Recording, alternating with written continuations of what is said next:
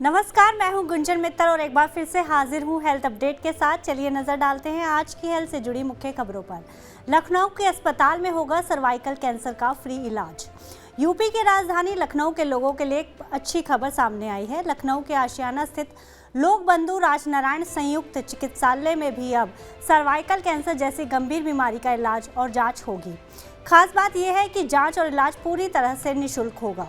इसकी तैयारियां अस्पताल में तेजी से चल रही हैं। अस्पताल के चिकित्सा अधीक्षक डॉक्टर अजय शंकर त्रिपाठी ने बताया कि देश में सर्वाइकल कैंसर लगातार तेजी से बढ़ रहा है। ये महिलाओं में होने वाला दूसरा सबसे बड़ा कैंसर है, जिससे हर साल लगभग 60,000 महिलाओं की मौत हो जाती है। पिछले महीने वर्ल्ड कैंसर डे पर संशोधित रणनीति के तहत कहा गया था कि सर्वाइकल कैंसर के टीके को जल्द ही उत्तर प्रदेश में नियमित टीकाकरण कार्यक्रम में शामिल किया जाएगा।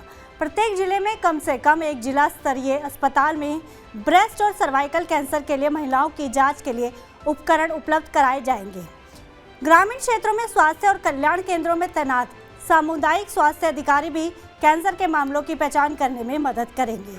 जल्द जारी होने वाला है गर्मी का स्पेशल हीट इंडेक्स। राष्ट्रीय मौसम विभाग ने भारत में 1901 के बाद से सबसे गर्म फरवरी का अनुभव करने के बाद आने वाले हफ्तों में बढ़ते तापमान की भविष्यवाणी की है।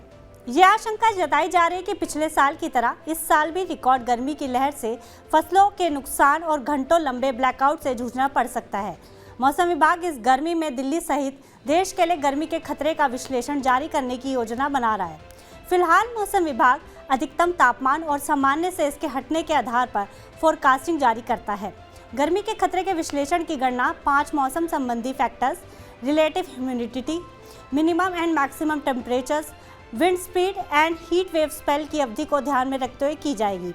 मौसम विभाग के अधिकारियों ने कहा है कि वे गर्मी के मौसम में दैनिक बुलेटिन जारी करने की योजना बना रहे हैं, जिसमें गर्मी के खतरे का विश्लेषण, इसके कलर कोडेड फोरकास्ट और प्रभाव आधारित हीट वेव चेतावनी दी जाएगी, ताकि एहतियाती उपाय किए जा सके। 40 करोड़ लोगों के लिए तोहफा आयुष्मान भारत 2। सूत्रों के मुताबिक भारत सरकार आयुष्मान भारत वर्जन 2 तैयार कर रहा है, जो 40 करोड़ मध्यम आय वाले नागरिकों को सुरक्षा प्रदान करेगा। आयुष्मान भारत की तर्ज पर योजना को लागू करने में फाइनेंशियल इम्प्लीकेशन और चैलेंजेस को ध्यान में रखते हुए विभिन्न विकल्पों पर विचार किया जा रहा है, जिसमें इन व्यक्तियों को आंशिक योगदान या व्यक्ति द्वारा टॉपअप के विकल्प के साथ आयुष्मान भारत के समान 5 लाख रुपए का कवरेज प्रदान करना शामिल है, जो कि स्वास्थ्य बीमा कंपनियों को आर्थिक रूप से योग्य पैकेज के साथ आने में सक्षम बनाया जाए, जो उचित कीमत पर बुनियादी चिकित्सा कवरेज प्रदान करे। नीति आयोग और स्वास्थ्य मंत्रालय जनसंख्या के इस वर्ग को स्वास्थ्य कवर प्रदान करने के लिए प्रस्तावित योजना की रूपरेखा पर काम कर रही है। आयोग ने बीमा कंपनियों के साथ कई दौर की बातचीत की और मसौदा नीति जल्द ही विचार के लिए आ सकती है। 2018 में प्रधानमंत्री नरेंद्र मोदी द्वारा शुरू की गई आयुष्मान भारत स्कीम लगभग 50 करोड़ लाभार्थियों के लिए सरकार द्वारा पूरी तरह से वित्त पोषित है। 1 अप्रैल से महंगी हो जाएंगी दवाइयाँ। Pain killers, antiinflammatories, cardiac drugs and antibiotics सहित आवश्यक दवाओं की कीमतें अप्रैल से बढ़ने वाली हैं, जो पहले से ही इन्फ्लेशन के प्रभाव से जूझ रहे उपभोक्ताओं के लिए एक बड़ा झटका है।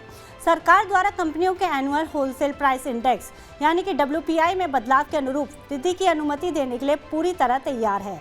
दवा मूल्य नियामक नेशनल फार्मास्यूटिकल प्राइसिंग अथॉरिटी ने सोमवार को कहा कि सरकार द्वारा अधिसूचित WPI में वार्षिक परिवर्तन का आंकड़ा साल 2022 के दौरान 12 से 12 पर है। एक रिपोर्ट के मुताबिक दवाओं के दाम 12% से ज़्यादा बढ़ सकते हैं। ये लगातार दूसरा वर्ष है जब दवाओं के दाम बढ़ जाएंगे। शेड्यूल ड्रग्स की कीमतों में लगभग 10% तक इजाफा किया जा सकता है।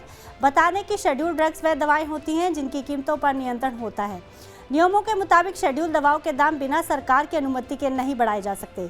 बता दें कि WPI में वार्षिक परिवर्तन के कारण कीमतों में वृद्धि मामूली रही है, जो पिछले कुछ वर्षों में 1 से 2% के बीच रही है। सूत्रों ने कहा है कि NPPA अगले कुछ दिनों में निर्धारित फॉर्मुलेशन की अधिकतम कीमतों को अधिसूचित करेगा। नहीं होगा वापस राइट टू हेल्थ बिल, सरकार और डॉक्टरों में तकरार जारी। सेंट्रल जयपुर सोमवार को ठप हो गया क्योंकि राज्य भर के निजी अस्पतालों के सैकड़ों डॉक्टरों ने राइट टू हेल्थ बिल का विरोध करने के लिए यहां एक रैली निकाली। सफेद एप्रन पहने रेजिडेंट डॉक्टर्स हॉस्टल ग्राउंड से अल्बर्ट हॉल तक लगभग पूरी 4 किलोमीटर की दूरी तय करते हुए 3 घंटे तक चले। प्रदर्शनकारी no to right to health bill कहते हुए बैनरों के साथ चल रहे थे। भले ही राज्य सरकार ऐसा करने के मूड में ना हो। राइट टू हेल्थ बिल के खिलाफ राजस्थान में डॉक्टरों के भारी विरोध के बीच राज्य के स्वास्थ्य मंत्री परसादी लाल मीणा ने कहा कि सरकार किसी भी कीमत पर बिल को वापस नहीं लेगी। मीणा ने साथ ही कहा, अगर विधेयक में कोई समस्या है तो हम चर्चा के लिए तैयार हैं, लेकिन विधेयक को वापस नहीं लिया जाएगा। उन्होंने आगे कहा कि बहुत चर्चा के बाद हमारी सरकार द्वारा स्वास्थ्य का अधिकार विधेयक लाया गया है। इसका लाभ प्रदेश की जनता को मिल रहा है। हमने चर्चा की और प्रदर्शनकारी डॉक्टरों की सभी मांगों का पालन किया। सीएम ने उनसे काम पर वापस आने की अपील की है। आज हेल्थ बुलेटिन में इतना ही। आप देश दुनिया की खबरों के लिए देखते रहिए TV9 डिजिटल।